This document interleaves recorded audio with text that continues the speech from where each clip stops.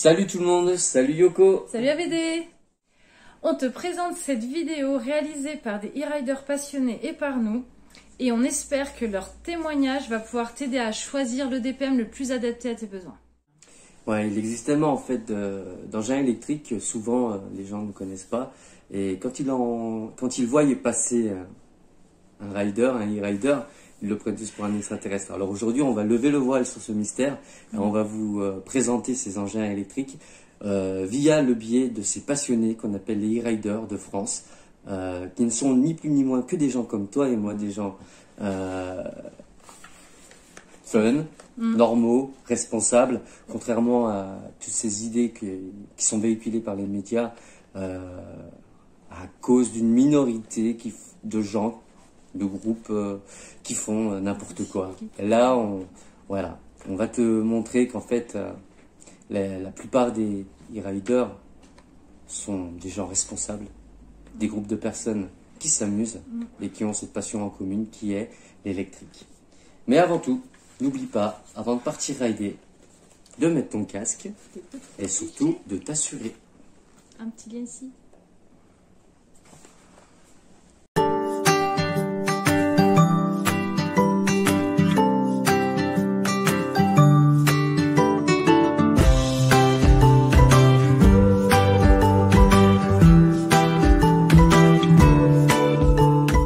Je m'appelle François, j'ai 45 ans, je vis du côté d'Abbeville, donc en Picardie, dans la Somme, plutôt Picardie-Maritime. Et moi, au niveau mobilité urbaine, je suis resté sur du skate. C'est quelque chose qui j'ai fait il y a, je dirais quasiment un an, en fin d'année dernière, début d'année.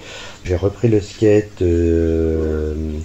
pour avoir des sensations qui me plaisaient bien, qui me manquaient avec du surf skate. Et puis finalement, j'ai franchi le cap des skates électriques. Donc j'ai différents modèles que je présenterai très individuellement. Globalement, voilà quoi, c'est quelque chose qui je trouve super intéressant. Les skates sont totalement différents les uns des autres. Derrière, j'en ai même créé une activité en fait de location et de promenade en skate électrique. Sur les différents modèles qu'on propose, donc ça permet aux gens aussi de se rendre compte avant d'investir, pour les gens qui sont pas prêts à investir malgré tout, de découvrir le plaisir que ça procure. Écoutez, je vais présenter les skates individuellement par la suite. Donc une petite présentation des machines que nous proposons et que nous possédons. Ici nous avons un skate électrique en 4 roues motrices. C'est une machine qui grimpe aux arbres, qui est franchement super sympa et tout ça, qui passe vraiment partout. On a testé dans du sable mou, des choses comme ça passe malgré tout très bien. C'est un monstre de puissance. Le seul petit bémol avec cette machine là, c'est qu'elle n'est pas hyper maniable. Pour un poids plume, c'est relativement délicat à faire tourner tout ça, ce n'est pas la plus maniable. Derrière, je vais passer sur la deuxième machine que j'ai acquis. C'est un L-Wing, donc le petit L-Wing Nimbus, le modèle le plus basique, le plus classique. Honnêtement, je trouve que c'est un super rapport qualité-prix quand on fait uniquement de la ville. C'est un très bon skate, hyper pratique à manipuler, léger, sympa et tout ça. Alors, mon petit coup de cœur en skate, l'Evo Spirit, donc c'est le switcher HP. Elle a l'avantage de se rapprocher relativement des sensations d'un skate classique, avec beaucoup de stabilité avec la taille du plateau. C'est une machine qui passe réellement très bien en tout terrain. Alors après, elle a ses limites par rapport aux 4 roues motrices, c'est pas la même chose. Malgré tout, un poids plume peut réussir à le faire tourner. Elle est très maniable, vraiment une très bonne machine. Niveau one wheel, c'est une sensation totalement différente. Donc là ici, nous avons le modèle Plus. Donc après, c'est la même chose que le XR. On a des XR aussi, mais là j'ai sorti le modèle Plus. C'est vraiment pareil. On a une grande roue, c'est super sympa. Par contre, c'est une sensation relativement intuitive, assez différente par rapport à du skate. Il ne faut pas s'attendre à avoir les sensations du skate dessus, c'est totalement différent, mais c'est vraiment une machine sympa à rider. Après voilà, c'est pas une machine avec laquelle on va faire de la vitesse, c'est plutôt une machine où on va se faire plaisir, avoir une sensation vraiment à part, de flotter à plat, c'est vraiment totalement différent. Et après, l'autre modèle qui m'intéresse chez One Wheel, c'est ce modèle-là, donc c'est la Pint. Alors, soit en tout terrain, ça passe moins bien. Sur du chemin, on arrive à passer sans problème. Après quelque chose de trop accidenté, ça va galérer. Le plateau est plus bas, donc obligatoirement, on va être plus embêté. Par contre, elle est beaucoup plus maniable en petits trous. La vitesse, elle est largement suffisante. L'autonomie, honnêtement, c'est l'un des gros points. Derrière, moi, je pense que selon son niveau de pratique, ce qu'on a à faire, quand on arrive à faire un tour d'une dizaine de kilomètres, c'est déjà plutôt pas mal.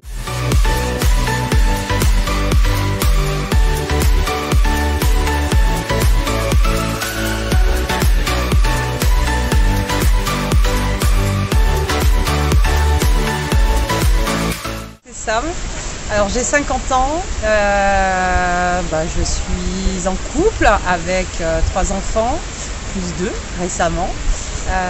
Voilà, je fais du one wheel depuis très peu. C'est mon compagnon qui m'a initié au one wheel et j'ai commencé à prendre plaisir très rapidement. Le one wheel, c'est quelque chose d'important pour moi dans le sens où ça me fait m'évader. Quand je sors du boulot et que je vais rider avec mes enfants et mon compagnon, c'est du pur bonheur. Ne serait-ce que tout seul, j'ai l'impression de voler, j'ai l'impression d'être ailleurs. Le one wheel, c'est un moment, une bouffée d'oxygène qui me permet d'oublier un petit peu tout le quotidien. One wheel, c'est simple, c'est électrique, ça fait pas de bruit, ça passe partout. J'ai découvert ma vie avec le one wheel que je connaissais pas alors que j'y habite depuis longtemps. Donc voilà, on a dans la famille plusieurs riders, donc on est 2 en one wheel, une en longboard, 2 autres en trottinette, et c'est du bonheur. Que ce soit en vacances, en week-end ou en solo, c'est un pur kiff. Et même à 50 ans, on peut y aller. Donc voilà, c'était mon petit coucou et ma présentation.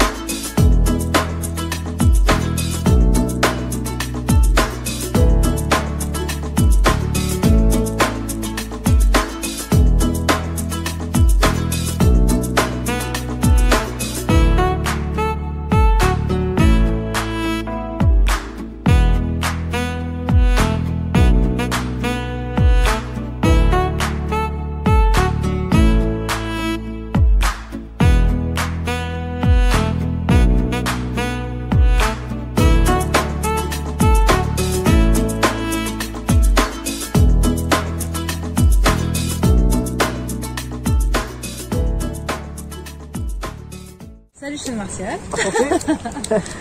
Dans un premier temps, merci à vous de vous être déplacé. Vraiment, merci à vous de venir dans cette ville qu'on appelle la Venise des Alpes. Moi, je m'appelle Sean Martial. Je suis un utilisateur de DPM. En ce moment, je sors la wheel pour partager ces moments de ride avec vous. Je ne suis pas vraiment un exemple au niveau de la wheel parce que j'ai démarré le 10 août 2021. C'est-à-dire c'est assez récent. Alors pourquoi je me suis mis à la wheel? C'est pour le format compact. Compact, et en plus de ça, on a une énorme IP, c'est-à-dire que je peux l'utiliser toute l'année. Voilà, ça c'est aussi intéressant. En termes d'autonomie, avec mon poids qui fait à peu près entre 65 et 70 kg, sans regarder à l'économie d'énergie, j'arrive quand même à faire entre 50 et 60 km. Donc ça reste très correct.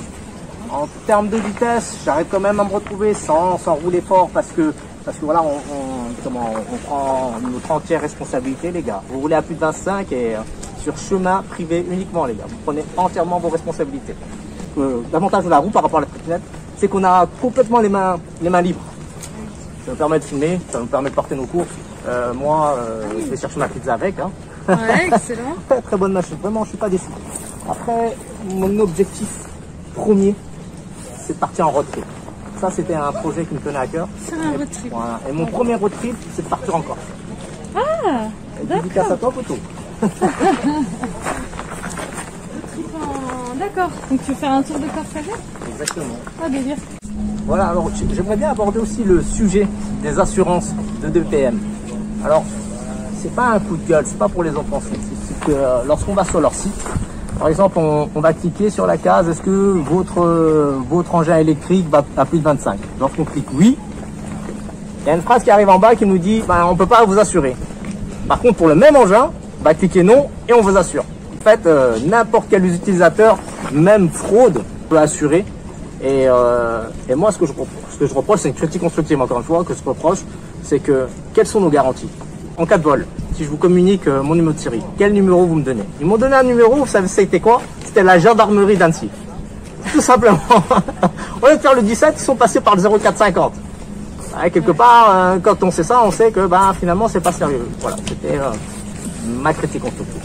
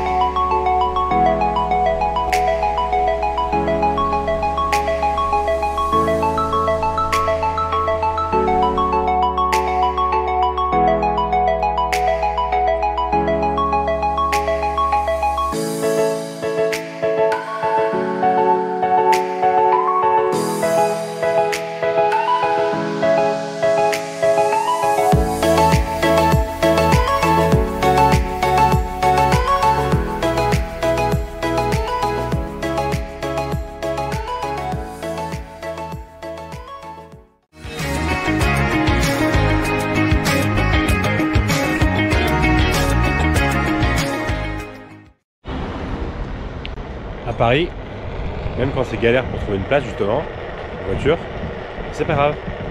Je me gare loin et je rentre en one wheel.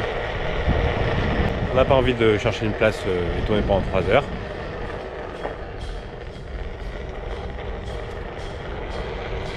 Bam! One wheel! One wheel!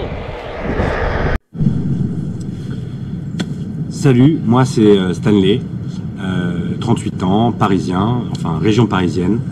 Je suis en One Wheel XR+, depuis quelques mois. Alors certes, dans Paris c'est un peu compliqué, faut faire très attention. C'est la bagarre des voitures, des vélos, des bus, des camions, donc il faut avoir les yeux un peu partout. C'est pas vraiment mon outil de transport quotidien. Je le prends juste pour faire des rides kiffés plutôt en forêt, même si ça m'arrive quand même de rider dans la rue, dans Paris, pour aller d'un endroit à un autre. Mais c'est dans les cas où voilà, j'ai des petits trajets à faire, j'ai pas envie de prendre la voiture, je fais ça en one wheel. Et franchement, j'ai eu pas mal d'appréhension avant de l'acheter parce que je l'ai acheté sans avoir essayé. Je suis pas snowboarder, je suis pas surfeur. Alors ok, j'ai fait un peu de skate, mais j'avais un peu peur justement de l'équilibre, etc. J'ai fait le fou, je l'ai acheté en boutique. J'ai jamais vu un truc aussi intuitif de ma vie. En 1 heure, j'avais compris comment ça marchait et c'était plié quoi. J'étais parti pour rider au bois de Vincennes d'ailleurs. Et voilà, j'ai fait 2 heures de ride au bois de Vincennes sans problème. Et ça a été un de mes moments préférés. Et je me suis dit putain, je regrette pas mon achat. Enfin, voilà, ça coûte 2000 balles. C'est sûr, c'est un budget. Mais franchement, je le regrette pas. Et pas du tout même. One Wheel, c'est juste la guerre quoi. On surfe en pleine ville. Et ça, il n'y a aucun autre appareil qui m'a donné cette sensation-là. Je serais ravi de vous présenter, en vrai pour ceux qui sont de région parisienne, pour venir rider ensemble, vous le faire essayer, vous présenter tout ça. Parce que c'est vraiment un truc à essayer, il ne faut pas passer à côté. C'est une simple folie.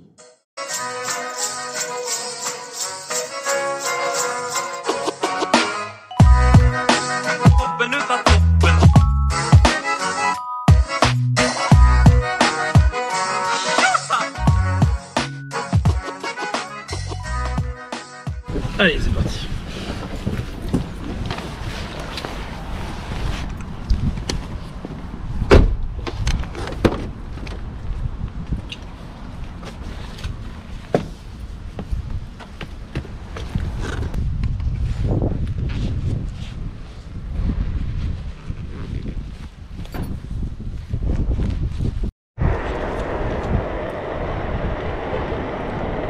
Dernier jour de beau temps à Paris. Pour profiter un maximum. On se balade gentiment. On y va mollo parce qu'en plus, waouh, il m'a frôlé de fou lui. À Paris, faut être vigilant. Hein. Allez Coco là. Waouh. Ah, il m'a ouvert la portière lui, il a failli me tuer. On peut mourir à tout moment ici à Paris. Alors la dernière fois, je me suis quand même fait arrêter par la police parce que j'ai pris un petit bout de trottoir. Ils ont quand même voulu me mettre 150 € d'amende. 150 € d'amende. C'est pas une blague. 150 € les mecs, putain. Zep.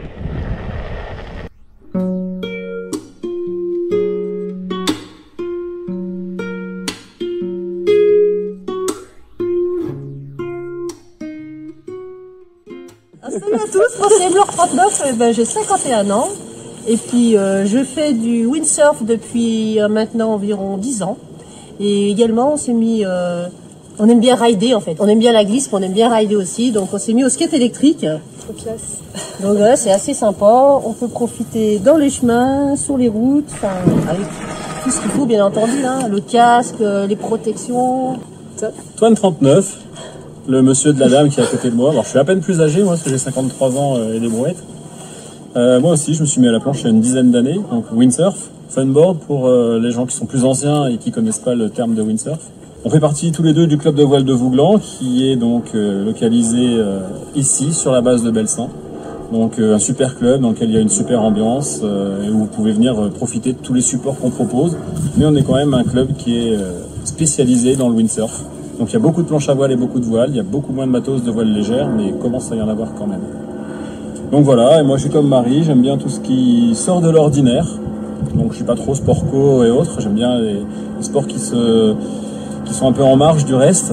Donc la board ici, c'était très sympa parce qu'on peut aller dans les chemins notamment. Il y a aussi des modèles qui sont plus performants, plus récents et plus rapides, qui valent aussi beaucoup plus cher, qui permettent de se déplacer en ville. Donc ça on aime bien les sports nature aussi, tout ce qui est VTT, tout ce qui est enduro, trial. Donc ça c'est pratique, tu appuies sur un bouton sur une télécommande, ça avance tout seul. Donc il y a ça, puis il y a le côté fun aussi quoi, puisque tu te déplaces pas comme le font les autres. C'est pratique, voilà, tu fais ton tour, tu rentres, tu branches, tu charges. Et puis c'est aussi silencieux quand même, ça fait beaucoup moins de bruit que... Quand tu te balades dans la nature avec un skate électrique, tu fais beaucoup moins de bruit qu'une moto. Hein. Voilà. Ouais, donc je pense que les étapes suivantes chez nous, ce sera certainement moto électrique, enduro. Trial, il y a de fortes chances. Trial certainement. J'ai testé le One Wheel. Comment vous dire? Sur les premiers mètres, j'ai regretté de ne pas avoir mes 4 roues. Très stable. Mais sinon, ça a l'air d'être vraiment fun aussi. Certainement plus facile et plus maniable que ces skates là, parce qu'ils ont quand même un rayon de braquage qui est limité. C'est normal, ils ont des grosses roues et des trucks qui sont plutôt basiques. Donc c'est pour ça que ça tourne mal. Il y a des skates modernes qui ont des trucks d'une autre qualité et qui tournent bien plus court. Par contre, ils ont des roues qui sont moins hautes, donc qui sont moins adaptées pour faire du tout-terrain. Par contre, le One Wheel, c'est sûr que ça a l'air d'être assez fun, et puis je pense qu'on peut avoir des super sensations quand même. Parce que ça tourne vachement plus, donc on peut avoir des sensations de glisse en tournant en même temps, enfin, ça peut être sympa. Ouais. Donc, le carving. Donc voilà, ouais, voilà du carving.